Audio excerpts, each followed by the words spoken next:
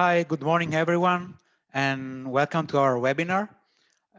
First of all, I hope you are doing fine. I hope your family are fine. I hope your business is going well, despite of the situation with the COVID. For people who don't know me yet, my name is Nicola Cialini, and today I'm going to introduce you to an important concept, which will be very useful now and in the future regarding Industry 4.0 and more in detail regarding how to apply or how to develop a smart factory. So I would say let's start immediately. If you have any question, I will ask you to record your question in our chat. Or if you want to stop me in any time, just unmute yourself and ask me something. Otherwise, we will try to have a question and answer session at the end of this session. A few words about myself. As I said, my name is Nicola Cialini, and I'm an aerospace engineer with more than 10 years of experience in the aerospace manufacturing environment. Since 2019, I'm a freelance consultant, mainly in manufacturing topics and innovation and management. My experience with Industry 4.0 and smart factories comes from the developing of an assembly facility in Germany, starting from 2016 for the Rolls-Royce Ultrafan engine modules according to the 4.0 principles. And to develop this facility, I collaborated also with the Manufacturing Technology Center in Coventry in the UK. So that's why I started to be interested in these topics. We developed an aerospace facility in southern Germany, where, as you might know, the labor cost is very high. So the commitment was to develop a facility with able to produce higher quality at a lower cost. So let's start. So we have a bunch of people today. We have more people subscribed. Let's see if there are more people in the meantime join us. But so far we are 4 people, but I would like to start with a small poll. So I will ask you, according to your opinion, what's the main goal of a smart factory? So now I launch the poll and I give you a few seconds to give us your opinion about what's the goal of a smart factory is.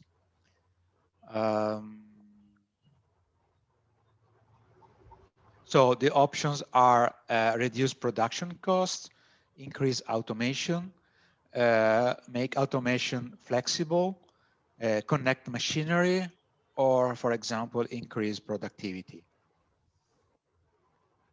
So in the meantime, other people are joining. So maybe I don't know if they can see the poll because I launched just before they join our meeting. Okay, one person is missing. Other, give you 10 seconds to reply.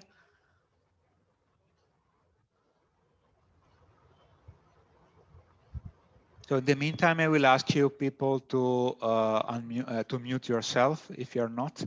And if you want to ask me some question, you can unmute yourself. Okay, we have 4 people share results. So 2 of you guys, so 50% reply increase automation. And 2 of you increase productivity. So actually, all of these answers are correct. Although, if I had to answer now, I would say, but I will explain more in detail in the next few minutes. My idea is that Smart Factory is more, his goal is more to automate, make automation flexible. Let's have a question. Okay, we have Vishal who said all are correct, but the ultimate goal is to increase productivity. That's right. Increased productivity, we will see, is now more one of the main goal of new industrial revolutions. So we had so far, according to experts, four industrial revolution, and the goal to change, to have a revolution is to increase productivity. Although I think how you can increase productivity now, increasing automation. But actually automation is part of the goal of the third industrial revolution. One of the main limitations of automation is that automation is not as flexible as humans. So we will see later, maybe we will have a better overview about what the goal of Industry 4.0 and a smart factory is. So if we look in the literature, the definition of a smart factory, I find the following definition the best. So it's a production facility that is able to facilitate the launch of new products based on market dynamics. It's scalable enough to meet the changing demand for existing products. Is able to produce finished product at a minimal cost, has intelligent machines, sensors, and robots that integrate seamlessly with the company's IT system, and has real-time analytics that help minimize downtime and improve efficiency. So if you look at these 5 points, I would say the first 3 points define what a smart facility is, and the last 2 points, points 4 and 5, they define how to implement such a facility. So implementing intelligent machines, sensors, and robots integrated in a company's IT system and have a real-time analytics. So the next question is, do we need it? Do we need a smart factory? So the reason is the implementation of a smart factories will boost productivity. And the reason why we need to boost productivity is because if you look at this chart on the right-hand side, you see that starting from 1970s, the manufacturing output in the main industrial countries continues to increase.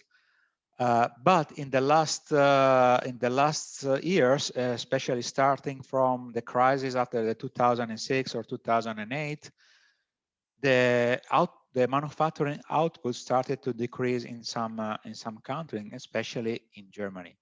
So for this reason, Germany decided to launch this trend in 2011. Another reason is that to boost productivity in high wage countries, we need to reshore manufacturing from low wage countries to high wage countries. So eliminating the benefits of low labor costs. This was one of the goals of Industry 4.0. Relaunch competitiveness, so increase quality, reduce costs, and increase the time to market. But at the meantime, enhance mass personalization. And in the next slide, we will see why we need to enhance mass personalization. So if we try to compare mass production, which is the main production system, of the second industrial revolution, versus mass personalization, which is the goal, one of the goals of the fourth industrial revolution. So if you focus now on mass production, of course, companies to be competitive have to develop new products.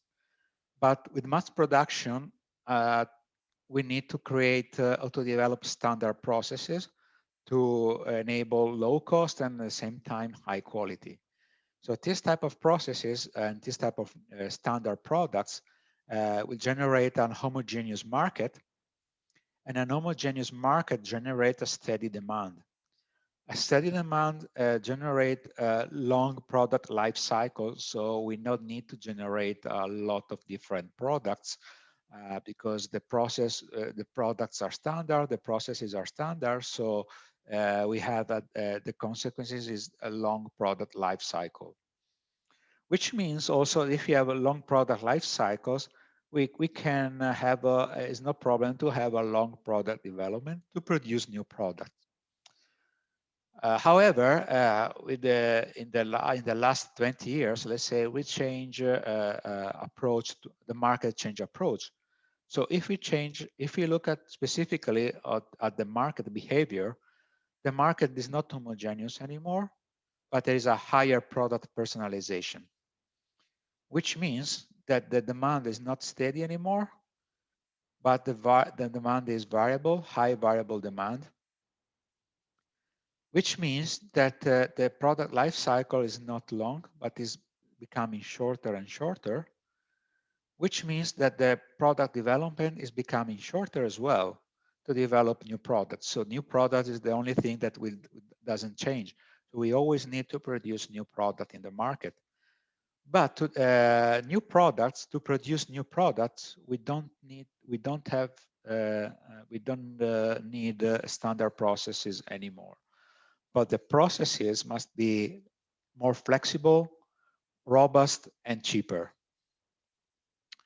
This is one of the goals also of the Toyota production system, now developed early in the 60s or 70s by Taiichi Ohno and Toyota. But also in the same time, in parallel, the third industrial revolution started. So with the computer revolution, industrial robots were developed to enhance automations. However, automation is not enough at the moment because robots are great in some specific operations like pick and place, painting, welding, and other similar operations. But in a lot of other processes, we can't use robots, industrial robots, and automation is not the answer. To increase flexibility and reliability and higher product personalizations, we need to introduce something different.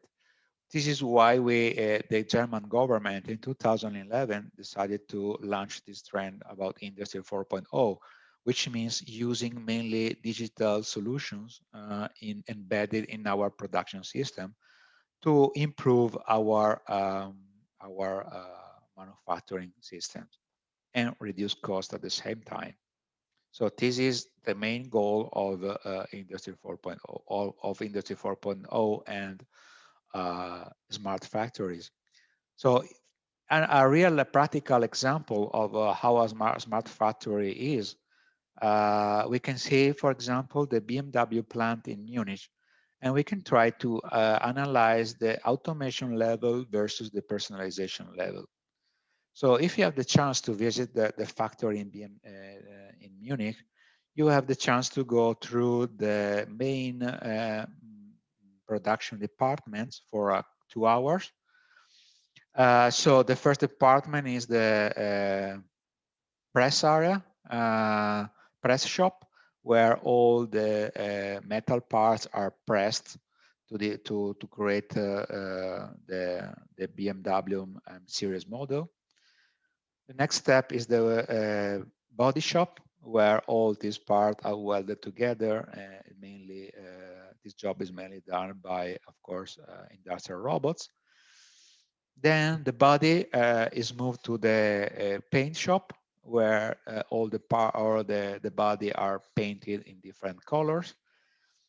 Then the engine shop, where engines are built and assembled together. And the last part is the assembly shop, where the cars are assembled together. So if we try to estimate in a qualitative way what's the level of automation and personalization in each step, at the beginning, we'd see that the automation is very high, but the level of personalization is still quite low. I would say the same is in the body shop, where the cars are assembled. So in this shop, the job is working for 23 hours, and 1 hour is dedicated to preventive maintenance. to check if everything is okay with the welding activities, with the welding robots, to check if the spots are correctly done. But the personalization is still very low. People they can't customize their car up to this phase. If we then go to the painting shop, the painting shop is a little bit different. So there is still a high level of automation because everything is painted by robots, but the level of personalization is higher. So starting from this point, the customer can decide the color of the car, and if you see it is line, basically the paint shop doesn't work by batches, exactly as the body shop, but everything works in one piece flow. So you will see different models in a line, but all different colors. So each car, each model can be painted in a different color. However, the level of personalization is, I would say, around 30%, but not higher, because actually customers can't decide to have any color they want, or they can't have a combination of color, different fantasies, painting in different ways. Most of the time, of course, cars are just one color. If we go to the engine shop, the personalization is good. I would say people can choose their engine and the type of engine for their car. However, everything is mainly the level of automation is quite low because everything is made by, of course, NC machines, but everything is then assembled manually.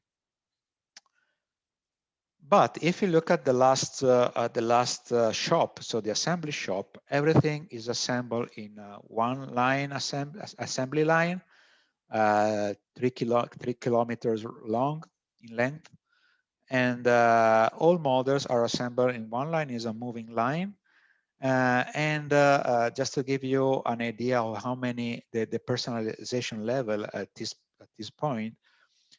Every month, around 30,000 cars are produced in this plant, and statistically, only 2 cars are exactly the same. That's because of the level of personalization that can be achieved in this line, which means that the level of automation is a little bit lower because most of the time is done by workers who are going to assemble everything. But the level of personalization is extremely high, as I said. So this is just an example how a smart factory is trying. So like BMW is trying to achieve the goal to have a smart factories, because you can imagine if you have a moving line and you are producing 30,000 cars per month, and you are basically producing all different models, when the line is moving and you need to have all the items to assemble in the car, exactly the right item at the right time. So you can imagine the level of complexity in the supply chain inside or inside the logistics inside a factory. So having these examples, we can say that the goal of a smart factory is to try to automate all operations 100%, but to try at the same time to personalize all different steps 100%. These two goals allow a factory to have a lower product cost, because it is easy to estimate that if you introduce more automations and more personalizations, you use lower labor cost. You also, in the mid long term, you are going to reduce the product cost, depending of course on the volume rate you have. In this case, you don't take advantage of the labor cost anymore, but you can enable to develop smart factories in high wage countries. So you can reshore your manufacturing to your country in Europe, for example, for high wage countries. You have more robust processes, which means that, of course, automated process is more robust than a manual process, which means that you produce more reliable parts with higher quality. Processes most of the time are fast, because a robot can work 24 hours with no interruptions, for example. And in general, of course, automated processes are faster manual processes. And the main challenge is that you need to implement a high level of flexibility in order that your facility can self-reconfigure itself to the product demand. So it's high adaptable to the market demand. So why we call a smart factory smart? So the first thing is that we have to use our intelligence to design it. And of course, second, because second point is that we are going to exploit digital technologies to develop such a smart factory. And also, the third point is that we implement a higher level of artificial intelligence. So as I said, one of the main goals is for our smart factories to adapt to reconfigure itself autonomously. In this case, the artificial intelligence should be implemented, a certain level of artificial intelligence should be implemented in order for the system to reconfigure itself. However, this is not enough. It doesn't mean that you have a production system that is not designed to be reconfigured, and if you add digital technologies, this can be reconfigured. It doesn't work like that. So you first have to design a reconfigurable manufacturing system, and then implement digital technologies in order to be able to be more flexible. So as I said, we need to use digital tools in the proper way. An example, I don't know if some of you guys recognize this statue. This is the PT of Michelangelo. And this is just an example that Andrea Pontremoli, the managing director of the Lara Automobile in Italy, gave regarding how to use smart tools. In his examples, he said, Michelangelo was able to create to manufacture such a statue just using a simple tool, just a hammer and hinge. So to produce amazing things, the first thing to use is your brain and your ability, the human abilities to develop smart things, which means that we need to select properly and we able to use properly the tools that in the meantime we developed. So I would say, according to my experience, when I developed a smart factory in Germany, I would say there are 4 key requirements to implement a smart factory. The first is that you can't implement a smart factory if you don't have a lean production system. So first of all, you have to implement lean solutions. You have to optimize your processes before implementing automation or digital technologies. Otherwise, the consequence is that you are going to automate waste. So if you have a lot of waste and you introduce automation, you automate waste. So actually, you are going to make the process worse instead of better. As I said, the second important point is to design a reconfigurable production system, which means the first things to do is to adopt solutions like design for excellence tools, like concurrent engineering. So you need to design products that are able to be produced in a reconfigurable production system, or product itself should enable a reconfigurable production system. Another strategy is to create product family. So to try to standardize somehow the products and processes as well. You must have a long-term investment approach. So when you develop a reconfigurable system, you need to know in advance what type of machines you're going to need for the next 5-10 years, according to the market demand. And this is quite a challenge. Or you need to assume risks to buy some machines that you're going to use very flexible, that you're going to use in long term. And of course, you need to implement and develop and implement a structured product process design approach. As I said before, this is also part of the concurrent engineering or design for manufacturing session. So you need to design your product in order to be manufactured easily with standard processes, or to being able to produce with standard or very high flexible machines. And of course, as I said, you need to implement reconfigurable machines. Like, for example, milling centers nowadays are very flexible. Industrial robots are very flexible, but there are a lot of additive manufacturing and other very flexible solutions, IoT.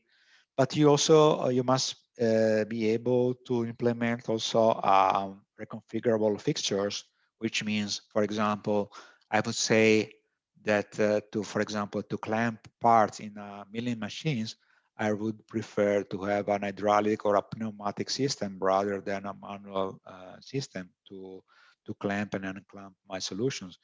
Or tools, you can implement automatic tools or smart solutions to track the tool during machining or to track the wear of tools in the machining process.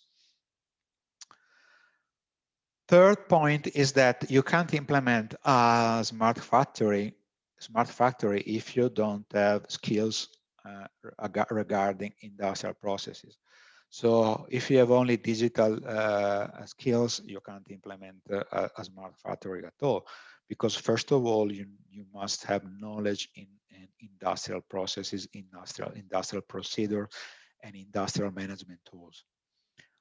Fourth point, now last point is that yes, you need to implement to develop digital skills, because to have a smart factory, you need to develop and to implement digital tools in your shop floor, which means that you can hire digital talents, or you can reskill your workforce to train people to use more and more digital solutions.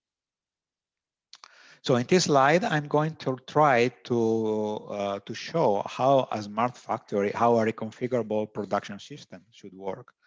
So imagine you have different types of machineries. Can be NC machines, a robot, or you have a workbench where final assembly, for example, happens, or packaging, where a worker is working on a bench for packaging. And then you have a sort of central cloud or a server or whatever, which is able to elaborate all the information you are exchanging. So imagine you start your process, and the first step is the machining step.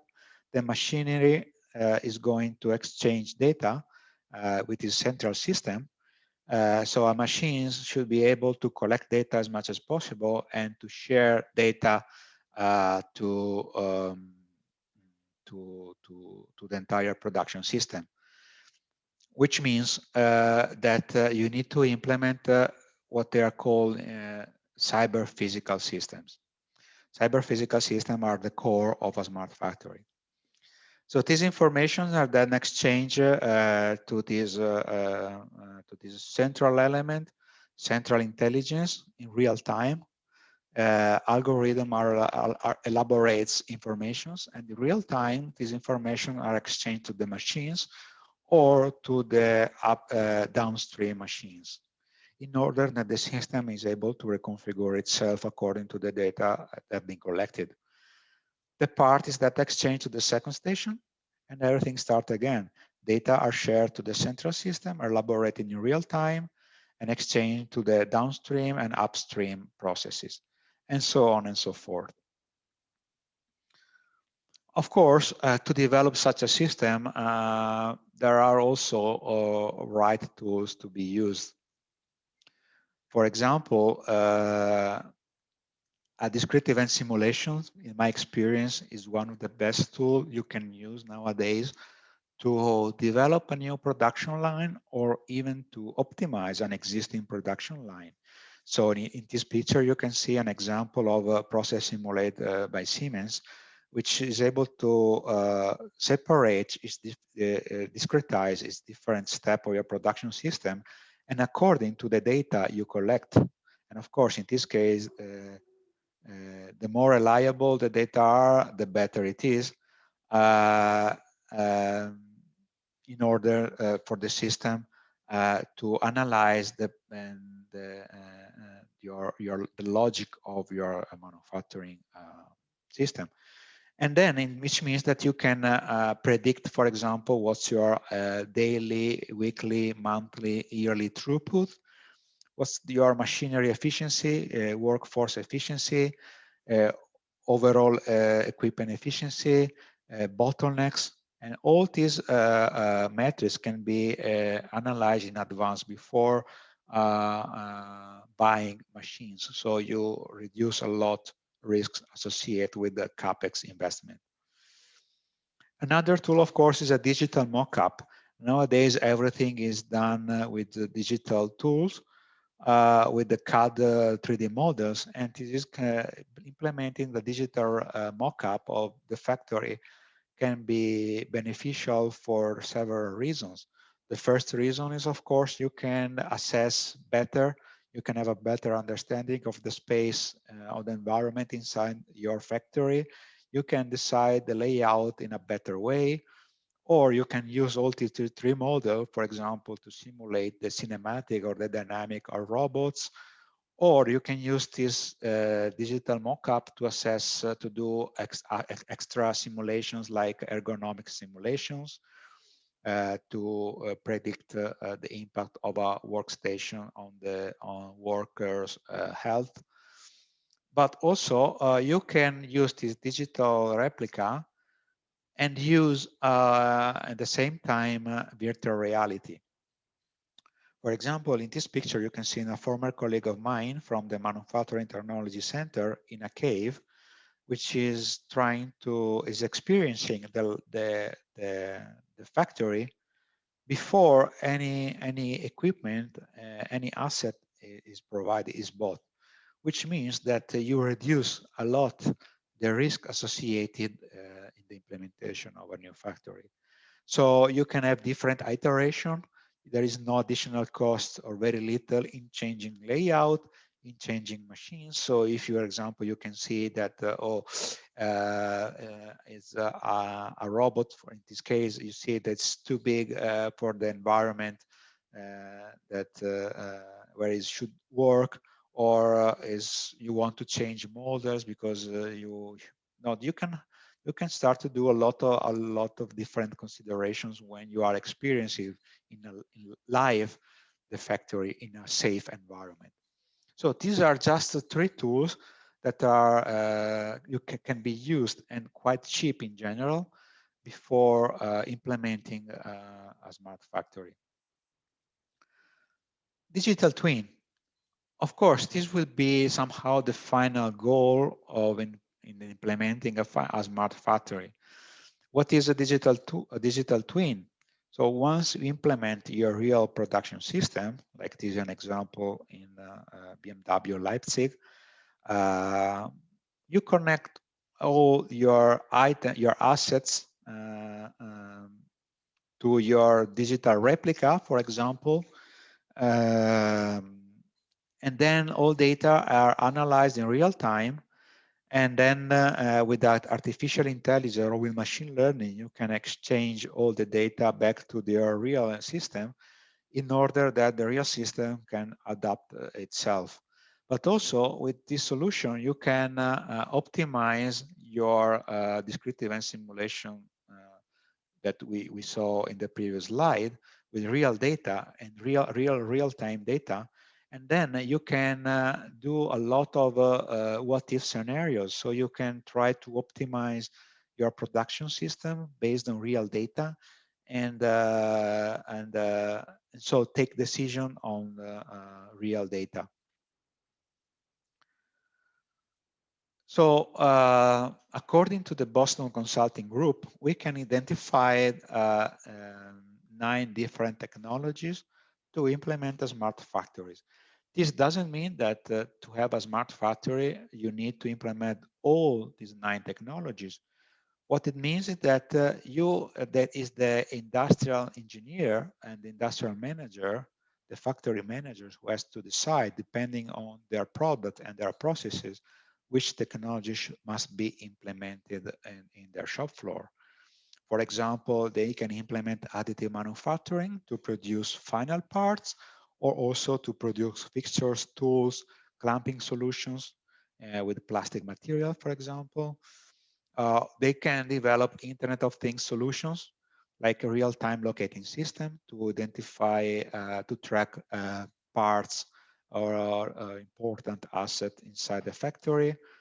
They can implement autonomous robots, like automated guided vehicles or AGVs, or use cobots, so collaborative robots inside the factory, for example, for pick and place operation, or for logistic operations to cadence the assembly line, for example, or a manufacturing line. Of course, a certain level of analytics should be implemented to analyze data in real time. And on the market, there are already a lot of solutions that allows you to analyze data and to get the result quickly. Simulation, as I said, Process Simulate or Jack by Siemens, who is able to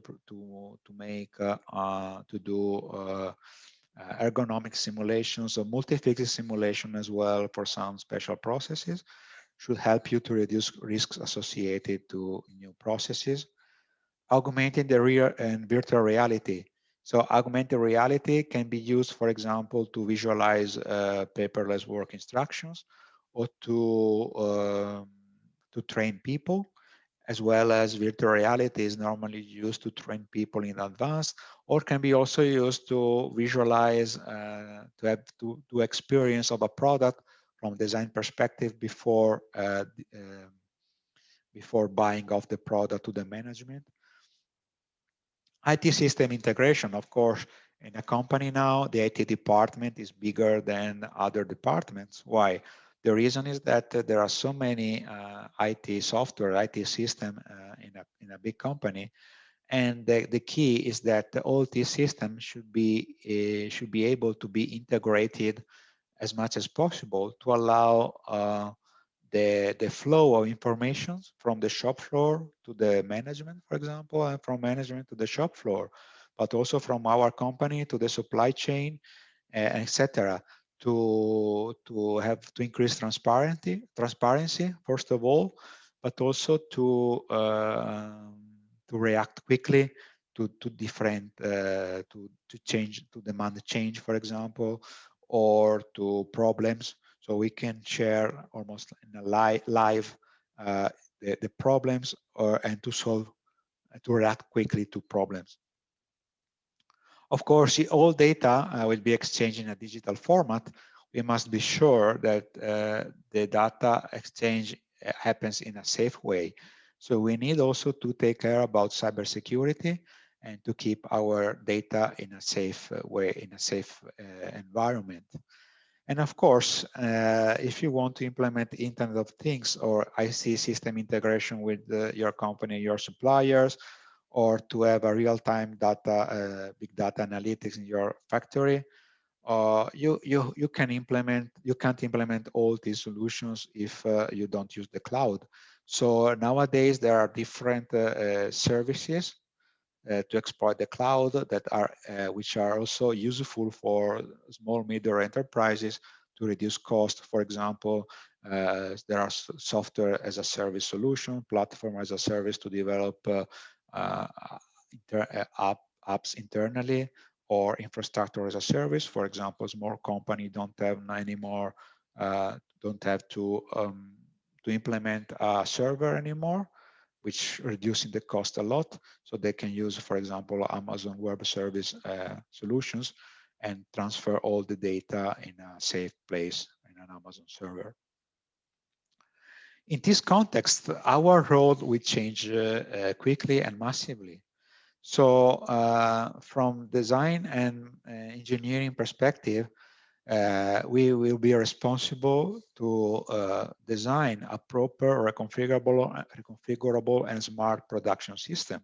So we need to use all the tools that we have available to design a smart factory, but we should be able to implement all the digital solutions that the market is offering us to enhance a smart factory.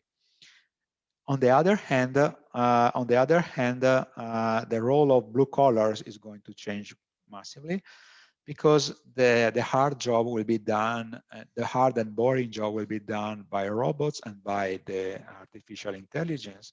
And the blue collar will be only responsible, only between brackets, because it's an important role, to supervise and maintain the production system.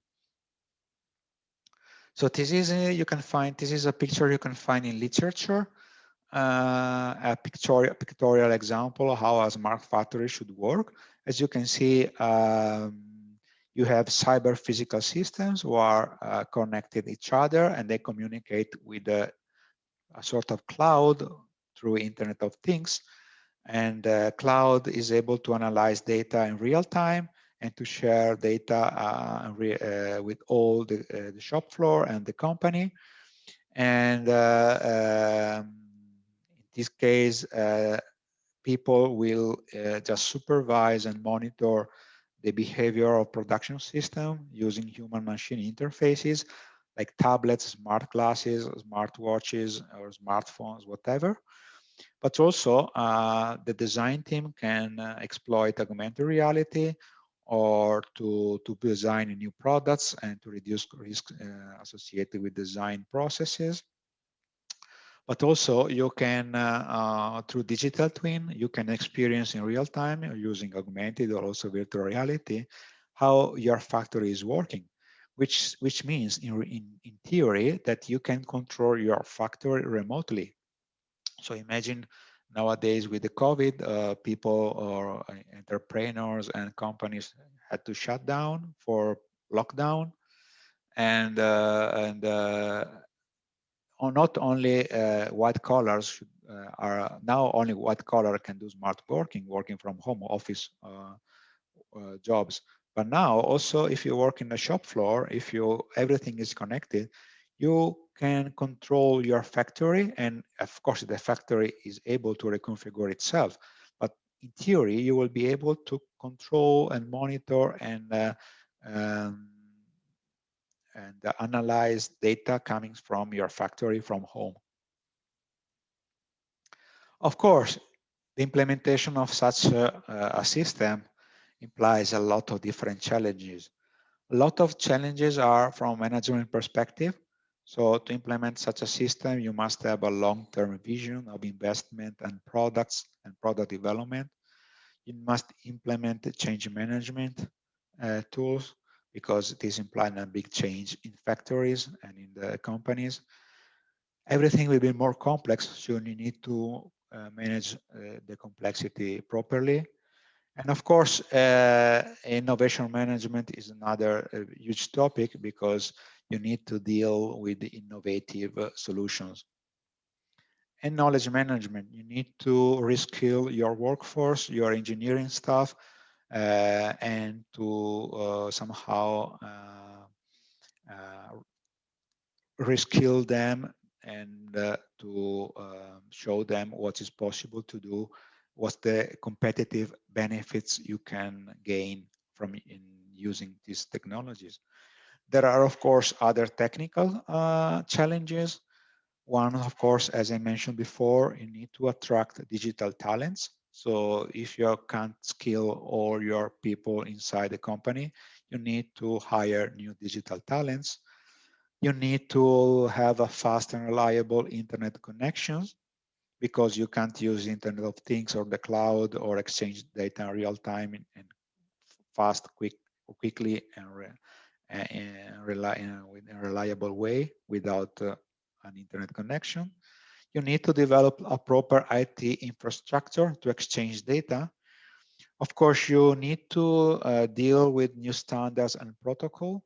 So I think every one of you experienced in having problems, issues with different protocols when you exchange data, for example, with Bluetooth or with wireless solutions. So you must be sure that all your sensors and actuators in the factory and system are using the same language. And of course, and again, you need to deal with cybersecurity.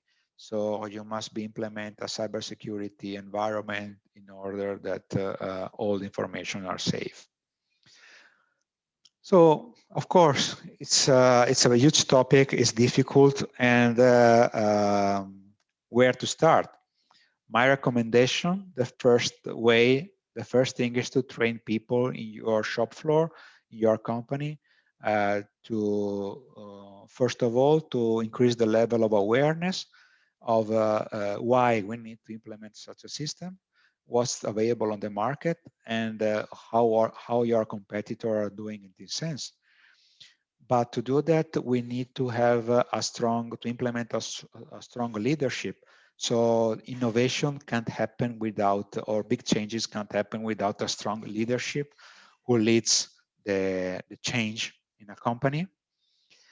Another good thing is to go around and see other factories. As I mentioned before, the BMW plant is public, is open. You just book your trip, your tour, and it's 12 euros for person, and it's the organized group.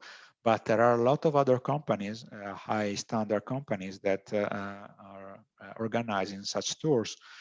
And this is, or for example, attending to trade fairs. This is where you can learn a lot from these solutions. And last thing I would say, I would recommend is to introduce pilot project. You can't change everything in a while, because the problem will be, the result will be a big mess, and probably you wouldn't have the result you are expected. But if you start small, with a small pilot project on a small area, and then scale up the project to a bigger area, that's the right approach, in my opinion, to extend the benefits to little by little to all the areas in your shop floor.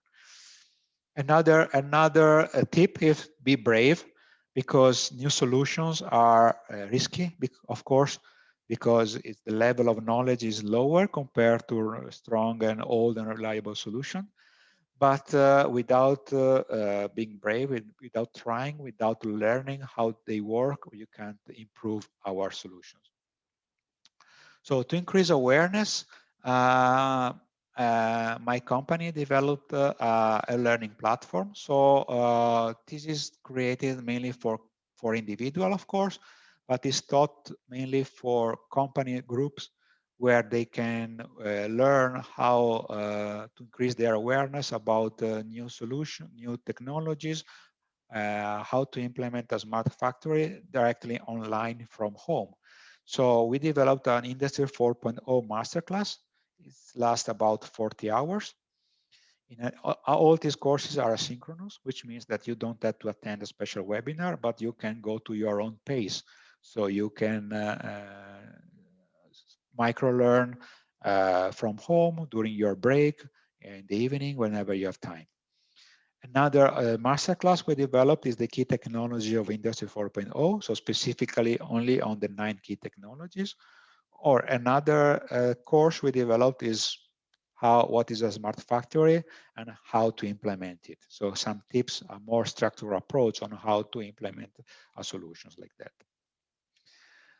Otherwise, we can provide a support more like to implement pilot projects. So starting from the company vision, the requirements and the constraint that a company has, the main approach we have is very concrete and practical. So we perform a walkthrough in a company shop floor to identify together with the company management where opportunities are underlying. And then we help them to identify a strategic roadmap. So identifying which are the areas to invest in, and which technical solution we can implement. And then we help to estimate the budget and cost and efforts and planning of pilot projects. From my side, this is it.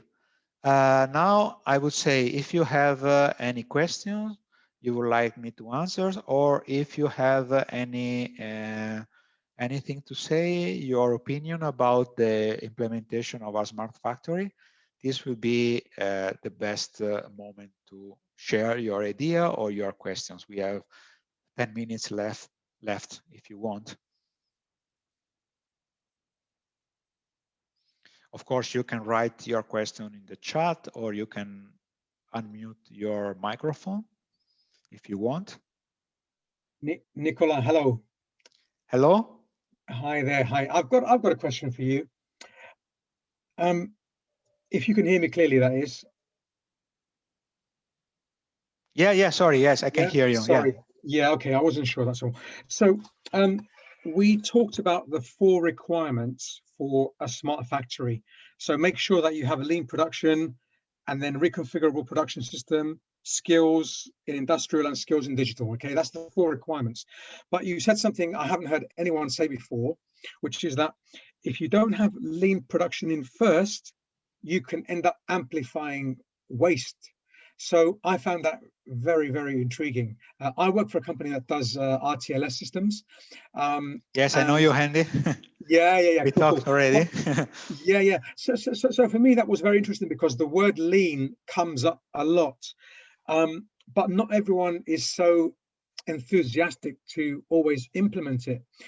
So is that a fact that if you don't implement lean, how do you amplify waste? I didn't understand that point 100%.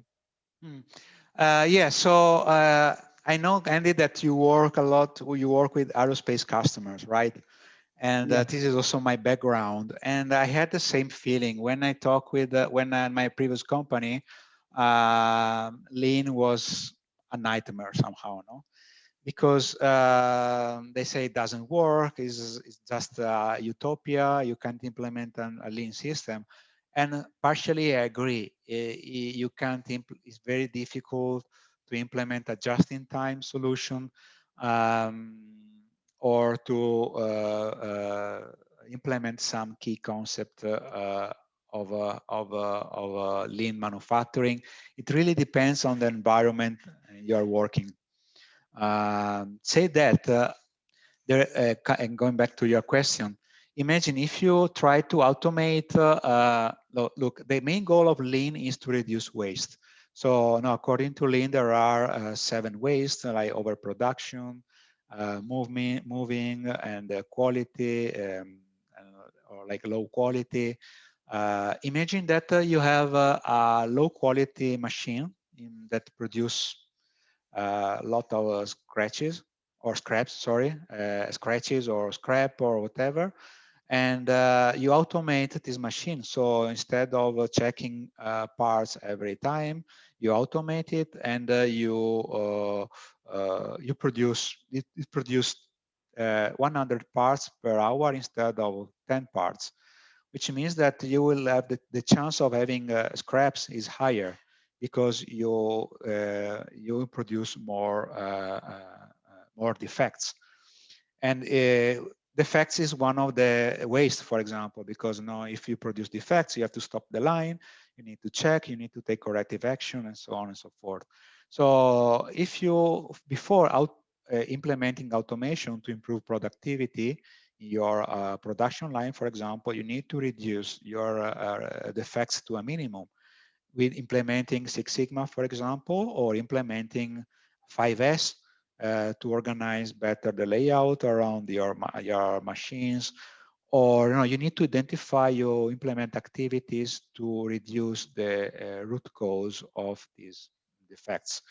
And then after that, when your process is stable, is robust, then yes, that's the best time to increase automations, for example, to use IGVs, to use robots. Imagine, even if you don't have, no, one of the main concepts of lean is also, of course, have a flow, the value should flow. So a flow line, of course, is more efficient than working without a flow line.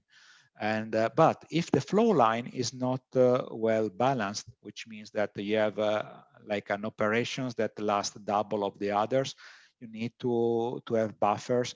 So you have bottlenecks and so on. Which means that, for example, if you want to introduce AGVs to cadence the line, so which means that you will have an AGV that is moving parts from downstream, from upstream to downstream, but just putting parts in a buffer and waiting for the part to be processed. So in this case, I would say that is not a big benefit to have an AGV, because it's better, I would say in this case, to implement a discrete event simulations, find where the bottleneck is and reduce the bottleneck.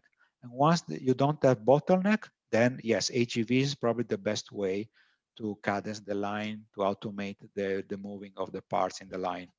So this is just a couple of examples why before implementing smart solutions, it's better to implement some activities to reduce this waste. I hope I answer. Understand. Makes sense. I hope I Yes. answer.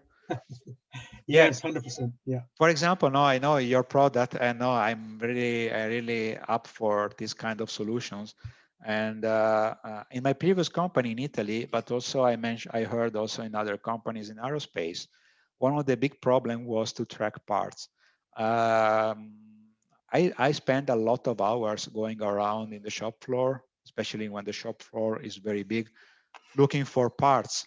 And sometimes the supplier delivered part and we didn't find the part, even though from SAP said that the part is here. We went there, it wasn't there. For some reason, someone took the part or modified the parts. So in this case, for example, having a real-time locating system, which immediately show you where the part is, actually in this case, I would say it helps to reduce waste, because you don't need hours to go around the shop floor to identify the parts. So in this case, I would say this solution is an enabler to reduce waste, is an enabler to implement a smart solution, even though this is a smart solution, but this is an enabler also to reduce waste.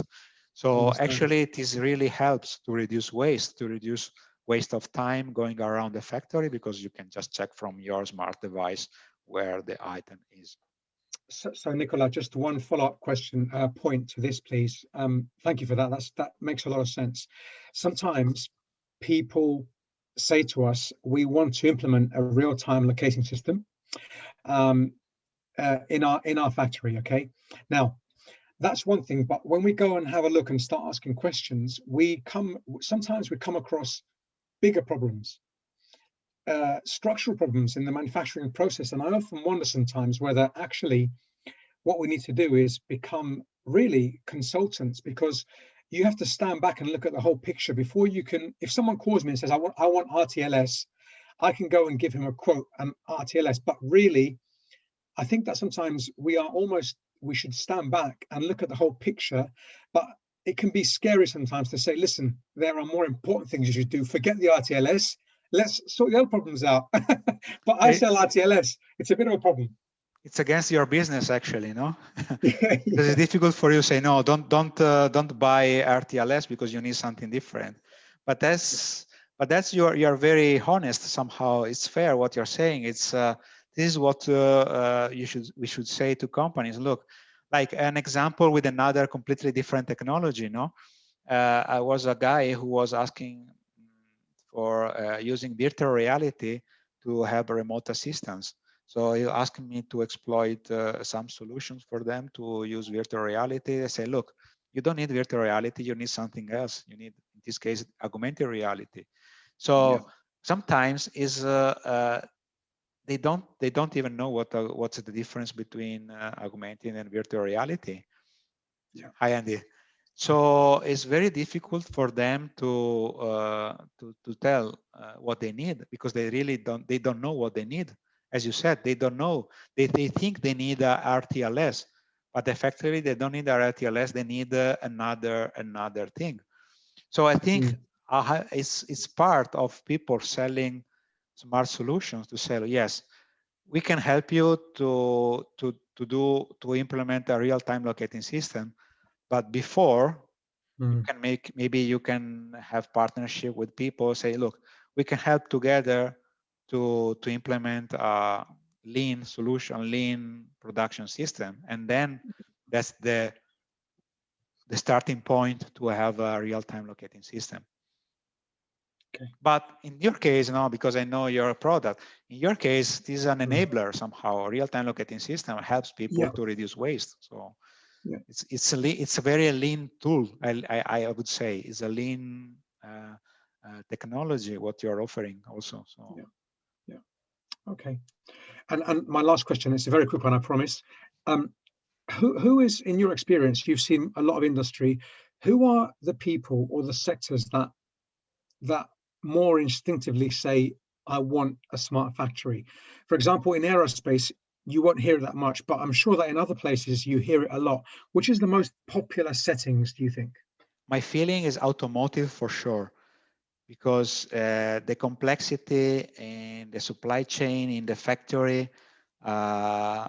is required. They require these solutions.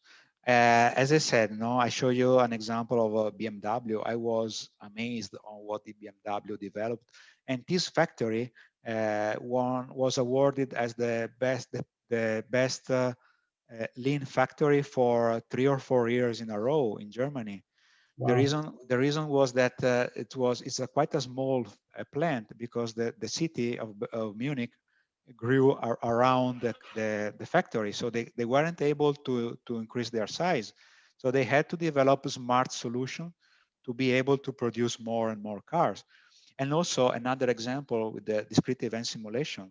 When we get in touch with companies offering these solutions, we said we are working a lot with Volkswagen, because Volkswagen is asking now to all the supply chain to develop their own discrete events simulation, because they want to be 100% sure that if they say we deliver 1,000 parts per month, they will effectively deliver 1,000 parts per month according to their simulation.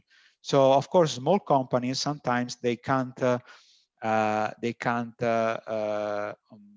afford making their own simulation, but they can ask another company to do that. So that's why they grow. They started 10 years ago in 2 people. Now they are 100. The company I talked to.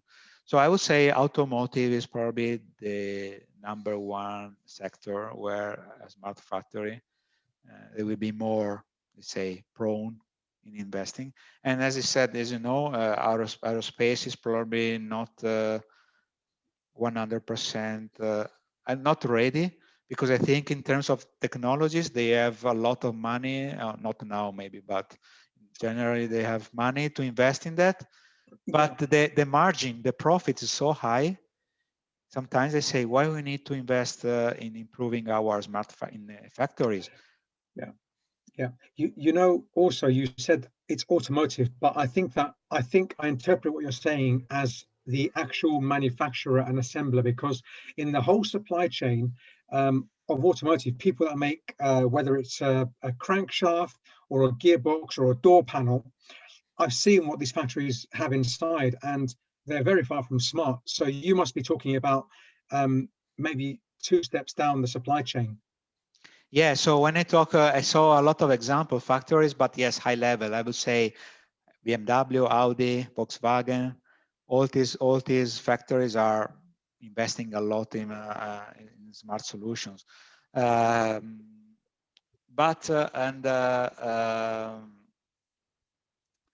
I can see. I also visited some smaller factories, more competitive, where the competition is higher, where they are started They're starting to invest more, for example, in additive manufacturing solutions or in more digital solution, because digital is somehow cheaper. No, your solution somehow is cheaper than implementing buying super expensive machines. So the investment is lower if you have a real-time locating system, for example.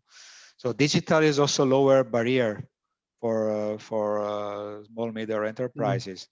The problem, I think, is most of the time the awareness, and because the technology and the management is made of people that are, let's say, 50 years old, and they're not really keen with new tech, or they're not using smart solution a lot.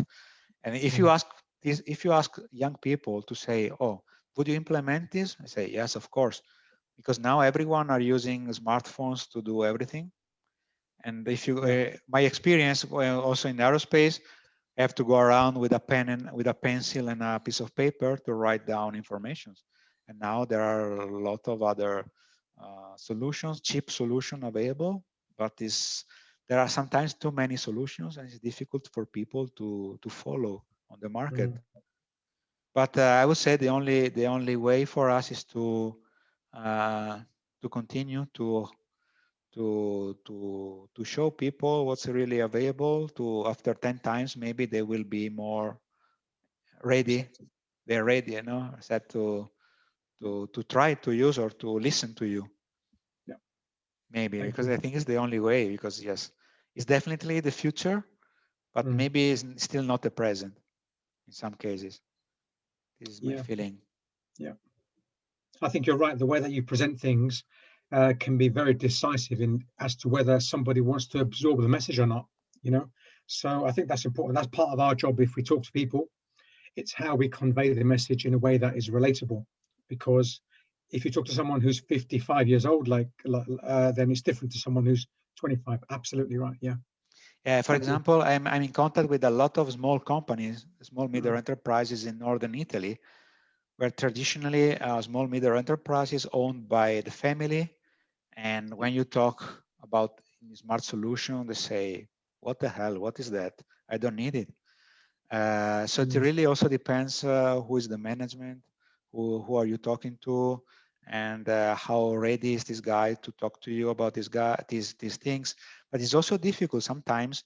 I have friends who are consultant in northeastern Italy, where there are these small companies, and during the lockdown they say, "Oh, we don't know how to use Zoom. We don't know how to use Teams. We want you to come here to talk 1 hour."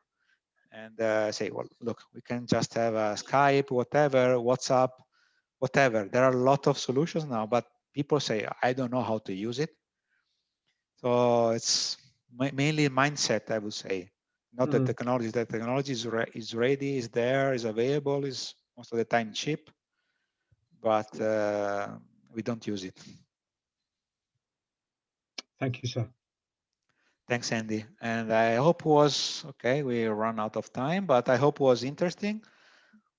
Interesting question, Andy, and I hope was interesting for all of you guys. If you have any other question, feel free to contact me at any time, any other curiosity or things. And I will send you this presentation to you, so you have all the materials available. And thank you all again for your time, and I hope to see you guys on my next webinar. So let's keep in touch if you think it's worth it for you, I would say. Thanks everyone, and keep safe. Goodbye.